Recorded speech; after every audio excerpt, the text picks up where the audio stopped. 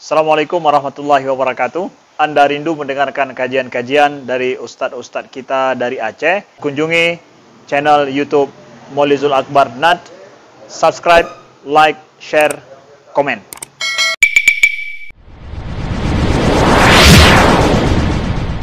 Assalamualaikum warahmatullahi wabarakatuh. Alhamdulillahirabbil alamin. Hamdan katsiran thayyiban mubarakan fihi. Asyhadu an la ilaha illallah wahdahu la syarika lah wa asyhadu anna Muhammadan 'abduhu wa rasuluhul karim. Allahumma shalli wa sallim ala nabiyyina wa sayyidina al-Mustafa Muhammadin wa ala alihi wa ashabihi ajma'in. Amma ba'd. Rabbi shrah li sadri wa yassir li amri wahlul 'uqdatam min lisani yafqahu qawli. Segala puji bagi Allah, kemudian salawat dan salam kepada Rasulullah, kepada keluarga dan seluruh sahabat-sahabatnya. Bapak Ibu jemaah salat subuh yang Allah muliakan, insyaallah, di pembahasan kita yang lalu kita sudah membahas dalam beberapa pertemuan tentang anjuran untuk merapikan saf, menyambung saf, mengisi saf yang depan, lalu mengisi saf yang kosong, dan semua itu mendapatkan pahala yang besar di sisi Allah Subhanahu wa ta'ala. Kita sambung bab berikutnya, yaitu at-targhib fi at-ta'min khalf al-imam wa fi ad-du'a wa ma yaquluhu fi al-i'tidal wal istiftah.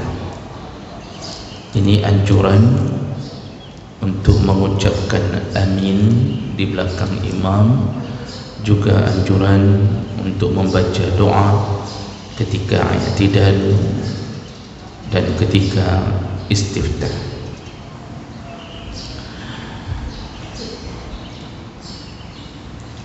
Ada beberapa hadis yang menyebutkan tentang kemuliaan-kemuliaan ini.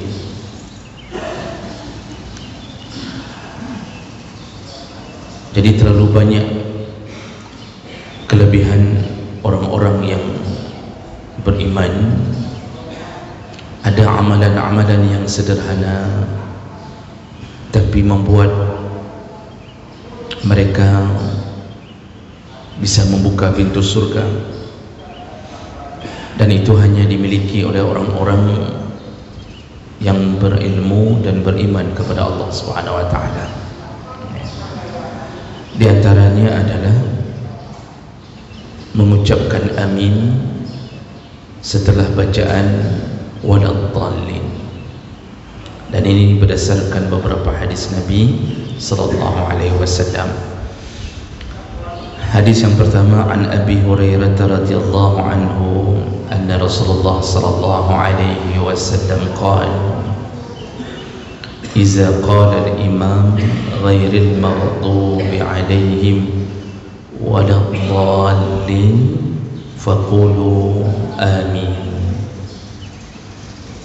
Kata Rasulullah di awal hadis, apabila imam telah sampai pada kalimat ghairil maghdubi alaihim waladdallin faqulu, maka ucapkanlah, kata Rasulullah, yaitu kalimat amin. Fa innahu man wafaqa qawluhu qawlal malaikah ghufira lahu ma taqaddama min zambi. Orang-orang yang mengucapkan amin setelah Al-Fatihah dan dalam keadaan salat berjamaah, maka kalau aminnya bersamaan dengan aminnya para malaikat, diampunkan segala dosa-dosa yang telah berlalu. Hadis dengan derajat yang sahih, hadis Bukhari Muslim. Ditambahkan dalam hadis riwayat Bukhari yang lain, iza qala ahadukum amin, apabila di antara kalian mengucapkan amin, maksudnya setelah Al-Fatihah, wa qalatil malaikatu fis sama', lalu malaikat berkata di langit, amin.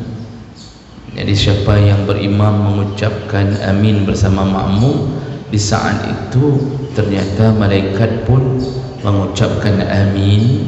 Fawaqafat ihdahumal ukhra, ketika berbarengan antara aminnya yang di bumi dengan amin yang di langit, ghufira lahu ma taqaddama min dzambi, diampunkanlah dosa-dosanya yang telah berlalu. Hadis riwayat Bukhari dengan derajat yang sahih.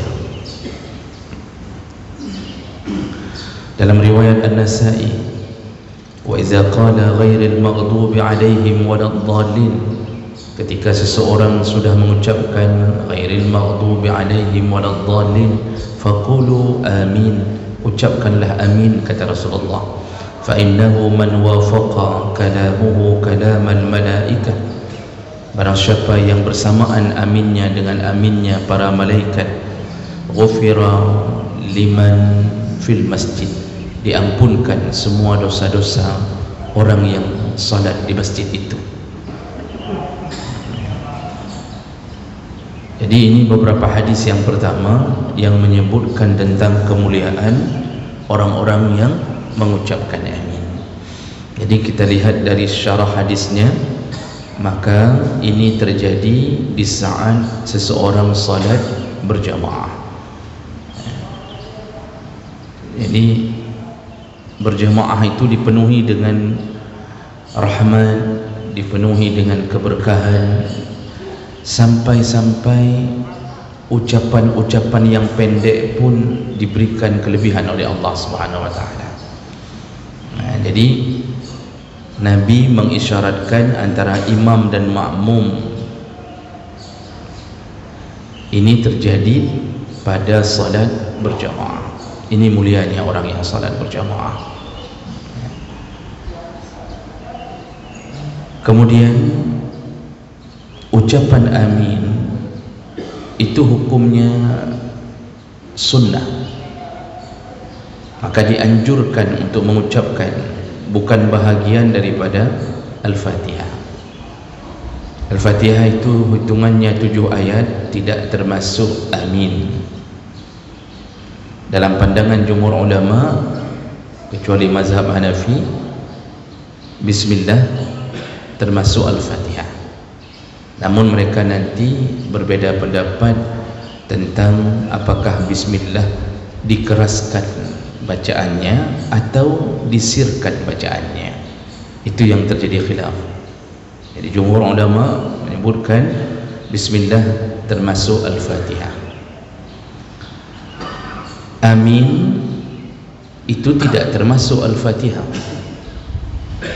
Jadi kalau pertanyaan sederhana, setelah Al-Fatihah ghairil maghdubi alaihim, seandainya ada makmum yang dengar, ada makmum yang tidak sadar lalu tidak mengucapkan amin, apakah sah salatnya?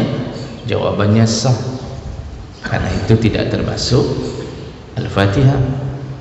Tapi kalau satu huruf tertinggal dari Al-Fatihah, batal salatnya. Karena amin bukan bahagian dari Al-Fatihah, maka tidak batal. Namun apa? Dia merugi. Kenapa merugi? Karena hanya dengan mengucapkan amin maka dia mendapatkan pahala yang banyak. Amin itu termasuk isim fi'il yang bermakna istajib. Ya Allah, kabulkanlah. Ya Allah, perkenankanlah. Ternyata bukan kita saja yang memohon semoga doa kita dalam Al-Fatihah diperkenankan, tapi malaikat pun memohonnya. Jadi kita ini dalam Al-Fatihah itu ada hadis yang menyebutkan bahwa Allah menjawab Al-Fatihah kita. Allah kabulkan bagi orang-orang yang salatnya khusyuk. Jadi 3 ayat pertama puji-pujian kepada Allah. Kemudian ayat yang di tengah, iyyaka na'budu wa iyyaka nasta'in, itu antara kita dengan Allah.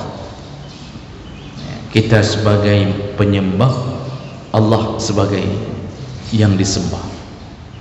Lalu kalimat berikutnya, ihdinas siratal mustaqim, tunjukilah kami jalan yang lurus.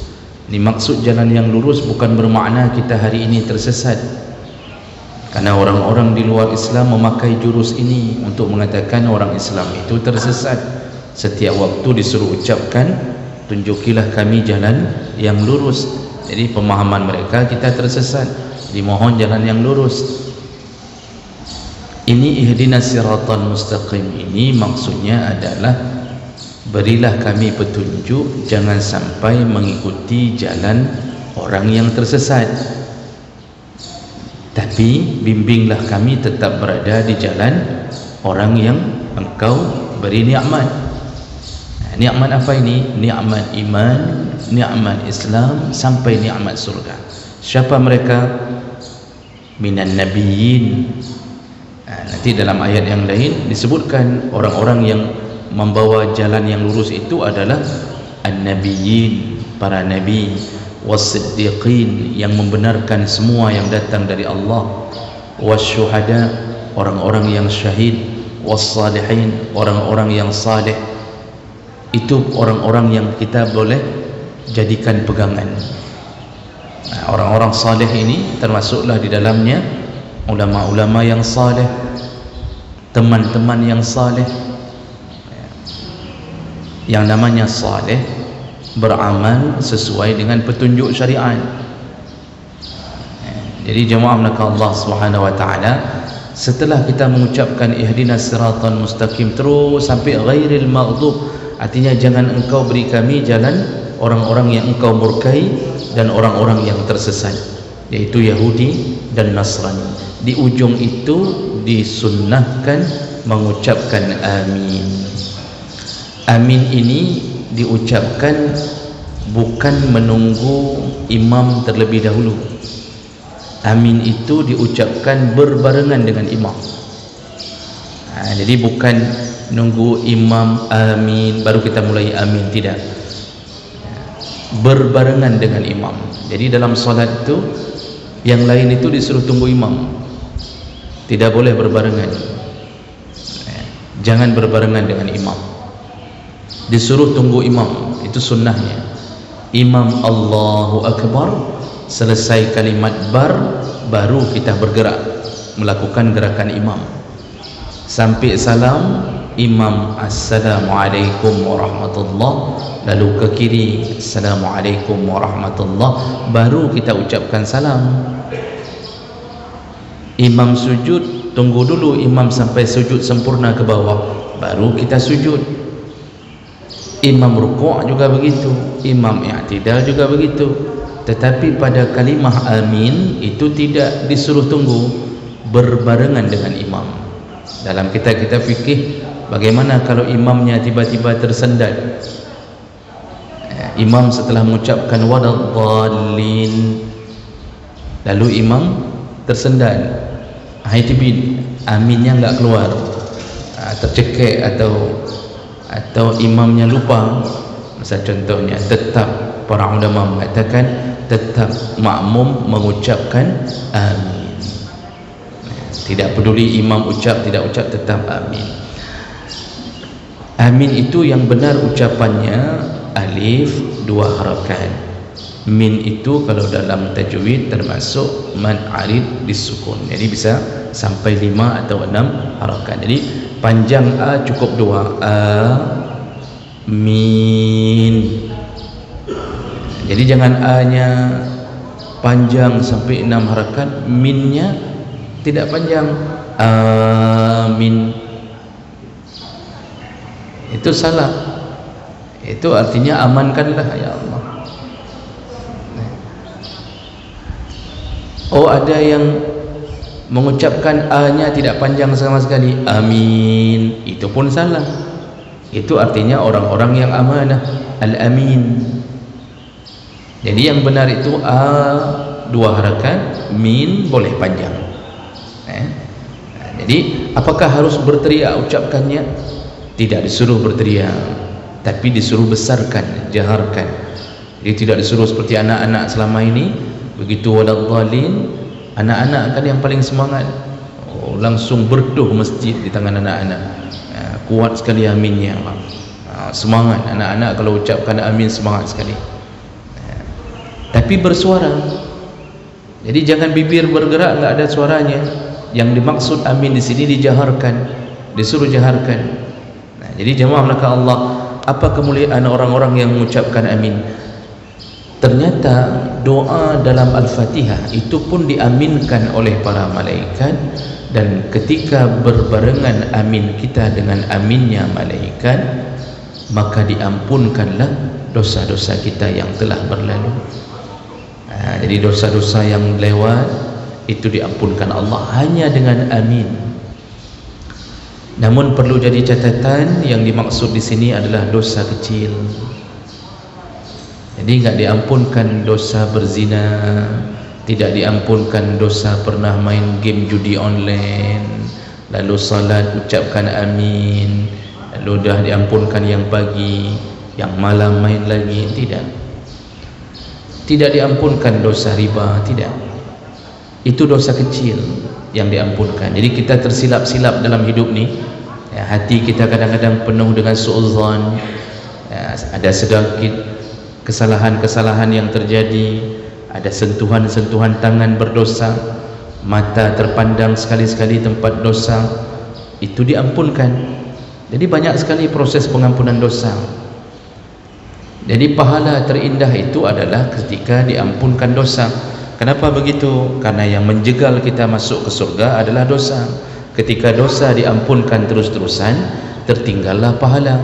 Di saat itu sekecil-kecilnya pahala pun bisa membuat kita surga. Makanya Allah sayang pada kita. Apapun cerita, asal orang itu salat, dosa-dosa kecilnya terampunkan. Dengan zikir terampunkan, dengan sujud terampunkan. Nah, ini sayangnya Allah pada orang yang salat. Nah, salah satunya adalah mereka yang mengucapkan amin.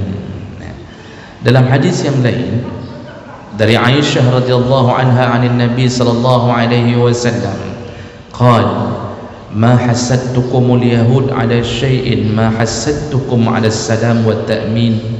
Orang Yahudi itu kata Rasulullah, tidak ada yang mereka hasad dari orang Islam kecuali pada dua perkara. Ini dalam hadis ini, yaitu pada kalimat amin dan pada kalimat salam. Orang Yahudi tidak ada dalam syariat mereka tentang amin. Kita disyariatkan amin. Artinya syariat versi Allah, bukan buat sendiri. Dan kita dengan amin diampunkan dosa. Mereka tidak mudah diampunkan dosa. Ini orang-orang Yahudi. Jadi kejadian pada Yahudi ini dari dulu mereka di dalam laknat Allah Subhanahu wa taala. Karena keras kepalanya mereka. Mereka pernah menolak untuk taat pada Nabi Musa alaihi salam. Apa yang Allah berikan kepada mereka? Allah sesatkan mereka di padang pasir. 40 tahun tidak ada jalan keluar, hidup di tengah padang pasir. Dalam sejarah mereka pernah diubah oleh Allah menjadi al-qiradata wal khanazir, yaitu menjadi kera dan babi. Ini banyak tafsirannya. Ada yang mengatakan benar-benar jadi kera dan babi, ada yang mengatakan sifat mereka dirubah menjadi seperti sifat kera dan babi. Jadi Yahudi itu dalam laknat Allah. Orang Islam tidak ada hadis yang melaknat dari Allah terhadap orang Islam, tidak ada. Kalau Nasrani ada dalil-dalil yang menyebutkan mereka tersesat. Allah laknat Yahudi dan Nasrani.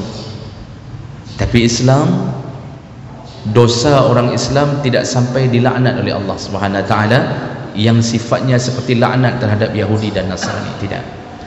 Mereka cemburu orang Islam dengan amin saja bisa diampunkan dosa, dan mereka tidak punya itu. Lalu mereka juga hasad kepada kalimat assalam. Kita ini ketika bertemu terucap assalamualaikum, maka doa malaikat disesuaikan dengan doa kita. Itu kan memberi keselamatan. Jadi orang memberi salam itu apa?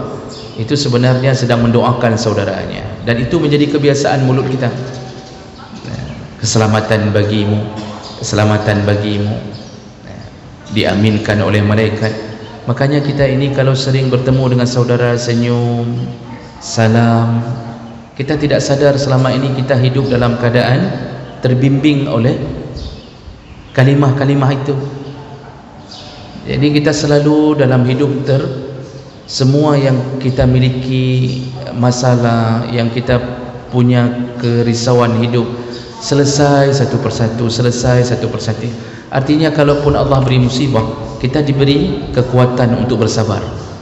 Ini akibat daripada apa? Doa-doa sesama. Makanya banyak sekali kemuliaan yang Allah beri hanya dengan salam saja, banyak sekali. Apalagi sampai berjabat tangan. Apa kata Rasulullah? Orang yang berjabat tangan sesama mukmin, berguguranlah dosa sampai terlepas dua tangan itu. Yang berjabat tangan, berguguranlah dosa sampai terlepas tangan itu.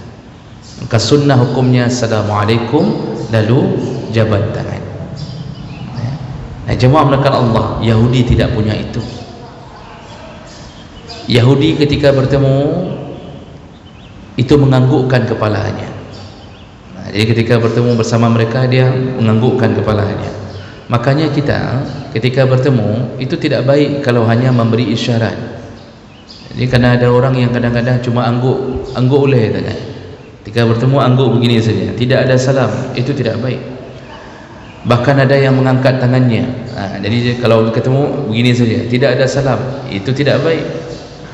Itu bukan gaya agama kita. Agama kita kalau ketemu tetap salam. Namun Ibnu Mas'ud pernah mengatakan nanti di akhir zaman tanda-tanda akan terjadi kiamat. Artinya ini sudah akhir zaman. Orang hanya memberi salam kepada yang dia kenal saja. Terbukti Pak sekarang. Kita kan hanya memberi salam kepada yang pernah kita lihat di masjid. Kalau di pasar kita jalan atau dimanapun, itu yang kita tidak kenal, padahal kita tahu dia Islam, tapi kita tidak kenal, kita tidak beri salam. Sesama rombongan umrah, sesama rombongan haji, kita tidak beri salam karena merasa, kenapa? Saya nggak kenal. Bahkan anehnya ketika kita beri salam kepada orang yang tidak kita kenal, orang itu malah bertanya, "Soroh," kata dia, "ini siapa ya?" Jadi dia merasa asing diberi salam. Padahal dulu di zaman Nabi, salam itu kenal tak kenal tetap salam. Asal yakin itu orang Islam, tetap salam. Dan inilah kekuatan persatuannya orang Islam dengan salam. Baik. Kemudian dalam hadis yang lain juga disebutkan, inna Rasulullah sallallahu alaihi wasallam zukirat indahul yahud. Ketika Rasulullah sallallahu alaihi wasallam diberitakan tentang orang-orang Yahud, faqal, Rasulullah memberi kabar, innahum lam yahsuduna ala syai'in kama hasaduna ala al-jum'ah allati hadana Allah laha wa dhallu anha. Tahukah kalian, kata Rasulullah, itu orang-orang Yahudi itu, mereka tidak ada hasad kepada kita kecuali dalam beberapa perkara. Dalam hadis ini, yang pertama, mereka cemburu pada kita karena kita telah menegakkan Jumat. Kita taat pada hari yang Allah tetapkan untuk kita. Kita kan sampai hari ini taat, yaitu merayakan Jumat. Dulu mereka pernah ditawarkan Allah hari Sabat. Yahudi itu hari Sabtu, hari raya mereka. Lalu untuk Nasrani hari Ahad. Dua-duanya ingkar, tidak taat. tidak taat. Arti tidak taat, dulu mereka tidak taat. Hari Sabtu mereka tidak ibadah. Dulu Nasrani hari Ahad tidak ibadah. Kemudian muncul hari ini setelah tersesat dalam kitabnya, baru mereka merayakannya kembali setelah tersesat. Kita dari dulu hari Jumaat kita taat sampai hari ini, memuliakan Jumaat, maka disebut dengan hari besarnya orang Islam, aidnya orang Islam dalam seminggu itu hari Jumaat. Mereka cemburu pada kita hari ini. Kemudian kata Rasulullah, wa 'alal qiblah allati hadana Allahu laha wa dhallu anha. Mereka juga cemburu pada kita, yaitu pada kiblat yang mereka dulu mengejek-ngejek orang Islam, karena dulu awal kiblatnya orang Islam sama-sama ke Masjidil Aqsa. Tapi kemudian kita dipindahkan ke kiblah, yaitu dipindahkan ke Ka'bah. Dan mereka hari ini tidak berkiblat. Kita tetap taat dalam kiblat kita. Itu membuat mereka hasad. Dan yang ketiga, wa 'ala qaulina khalfal imam amin. Mereka juga cemburu karena kita diizinkan oleh Allah mengucapkan amin, atau disuruh oleh Allah mengucapkan amin di belakang imam. Artinya berbagai ampunan Allah berikan kepada mereka yang mengucapkan amin. Ini baru kelebihan pertama. Lalu kelebihan yang lain, orang-orang yang salat itu ketika dia mengucapkan kalimat iftitah. Iftitah itu kalimat pembuka sebelum Al-Fatihah. Ini juga punya kelebihan yang lain. Jadi kalimat sederhana, tapi Masya Allah, Allah beri kelebihan yang banyak. An Ibni Umar radhiyallahu anhu qala, bainama nahnu nusalli ma'a Rasulillah sallallahu alaihi wasallam, ketika kami salat bersama Rasulullah sallallahu alaihi wasallam, iz qala rajulun minal qaum, di belakang Nabi ada yang membaca iftitah. Kebetulan suaranya besar. Dulu awal-awal salat, orang salat dengan berbagai paham. Awal-awal turunnya syariat salat kan diperbaiki Allah sedikit-sedikit. Dulu awal salat orang bicara sebelum dilarang bicara. Dulu orang waktu salat suaranya besar, ketika salat suaranya besar-besar, semua makmum pun besar-besar, sebelum dilarang Allah. Nah, kemudian sedikit-sedikit diatur oleh Allah Subhanahu wa taala. Nah, dalam suatu salat ada sahabat yang membaca dengan suara besar, yaitu Allahu akbaru kabira walhamdulillahi katsira wa subhanallahi bukratan wa asila. Segala puji bagi Allah yang maha besar, lalu kemudian segala puji yang banyak. Jadi setelah mengucapkan Allah maha besar, pujian bagi Allah yang banyak, wa subhanallah bukratan wa asila, maha suci Allah di pagi dan sore. Faqala Rasulullah sallallahu alaihi wasallam, selesai salat Rasulullah mengatakan, manil qail kalimata kaza wa kaza, siapa tadi yang mengucapkan Allahu akbaru kabira walhamdulillahi katsira wa subhanallah bukratan wa asila, siapa? Kata Rasulullah. Faqala rajulun minal qaum, lalu ada seorang yang mengatakan, ana ya Rasulullah, aku ya Rasulullah.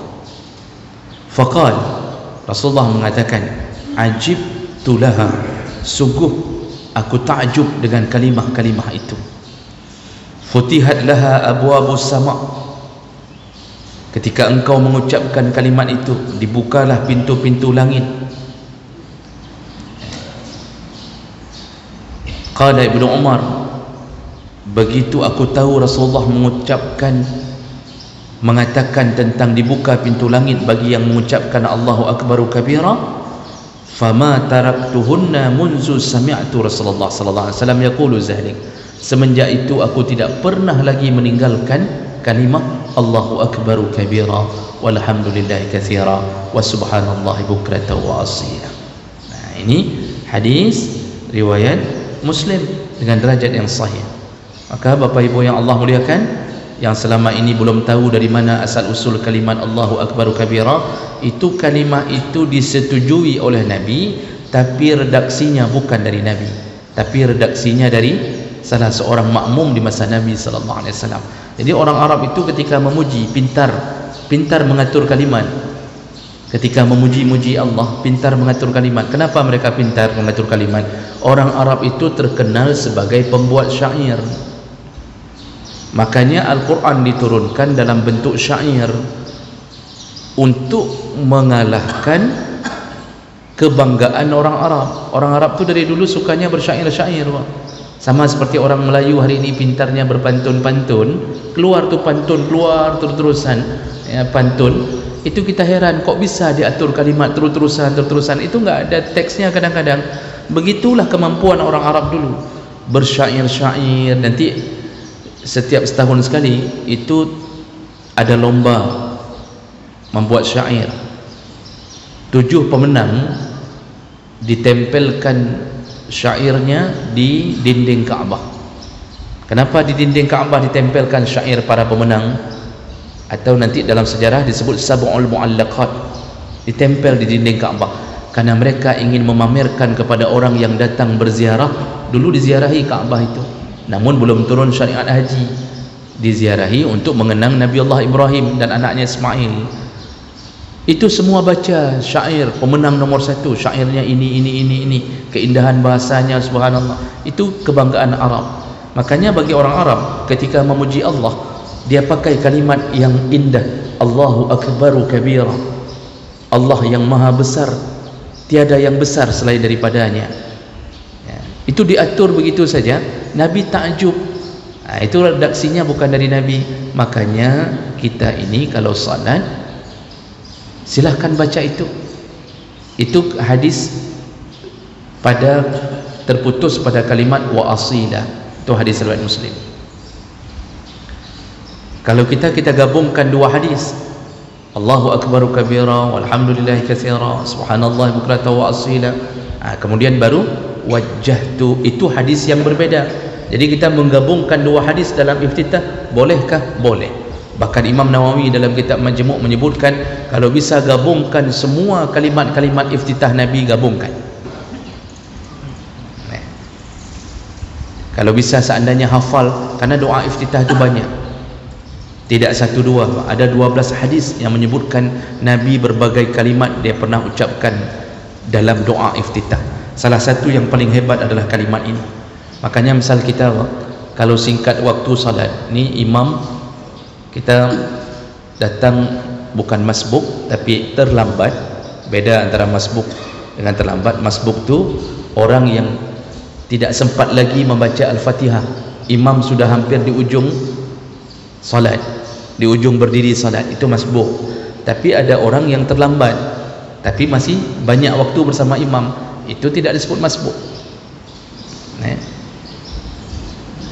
Masbuk itu enggak sempat membaca Al-Fatihah, maka disuruh hilangkan Al-Fatihah, langsung rukuk, jangan baca Al-Fatihah lagi. Nanti kalau enggak rukuk bersama imam malah enggak dapat rakaat.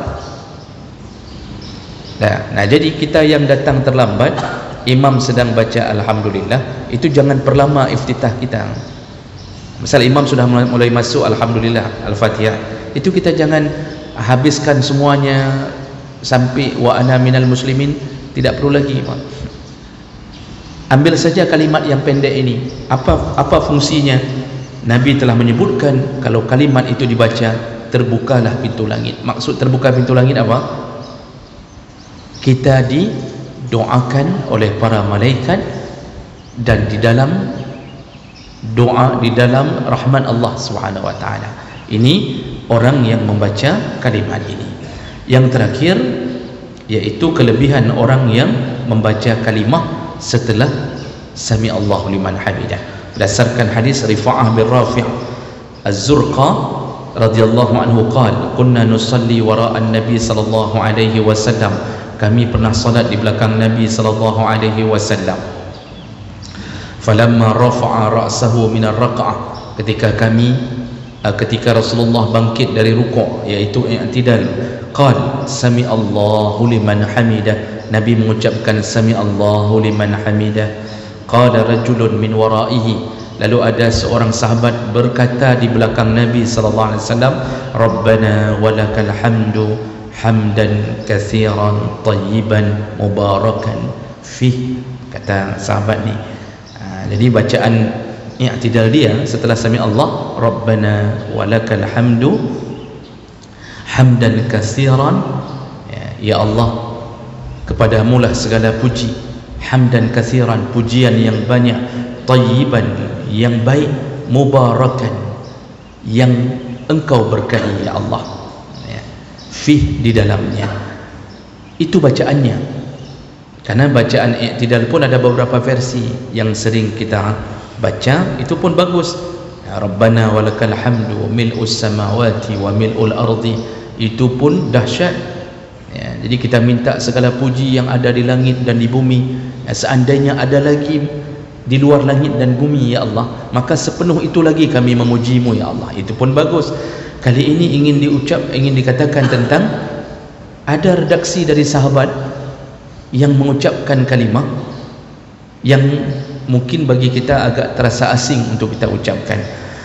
Falamma insarafa, ketika selesai salat, qal, lalu Rasulullah berkata, manil mutakallim, siapa tadi yang mengucapkan Rabbana lakal hamdu hamdan katsiran tayyiban mubarakan fi? Qal ana ya Rasulullah. Sahabat menjawab, aku ya Rasulullah. Faqal, Rasulullah berkata, ra'aitu bid'atan wa salasina malakan yabtadirunaha ayyuhum yaktubuha awal. Ketika engkau mengucapkan kalimah itu, aku melihat lebih daripada 30 malaikat berlomba-lomba untuk mencatat kalimat itu lalu menaikkannya ke hadapan Allah. Jadi malaikat senang sekali mendengarkan kalimah itu, sehingga mereka berlomba-lomba untuk segera mencatat dan ingin lapor ke Allah, ya Allah, ada hambamu memujimu dengan kalimat yang dahsyat ya Allah. Jadi Bapak Ibu sekali-sekali rubah dari mil'us samawati, misal waktu salat subuhnya, salat wajibnya baca mil'us samawati, waktu salat sunnahnya qabliyah dan ba'diyah baca hamdan katsiran tayyiban. Jadi kita dapatkan semua kelebihan, dan itu bacaan sunnah, tidak mengapa untuk diubah-ubah. Nah, kita bawa. Makanya inilah kelebihan orang-orang yang salat lalu mengucapkan kalimah-kalimah yang baik. Maka orang-orang yang salat itu insya-Allah dalam tuntunan Allah sampai dibuka pintu surga untuk mereka. Inilah yang Nabi ajarkan untuk kita pada subuh hari ini melalui hadis-hadisnya. Mudah-mudahan bermanfaat. Yang pasti bapa yang hadir, ibu yang hadir dipersaksikan oleh malaikat, dan semoga menjadi amal yang membuka pintu surga, dan semoga kita dikumpulkan kembali di dalam surga Allah Subhanahu wa taala. Subhanakallahumma bihamdik, asyhadu an la ilaha illa anta, astaghfiruka wa atubu ilaik. Wassalamu alaikum warahmatullahi wabarakatuh.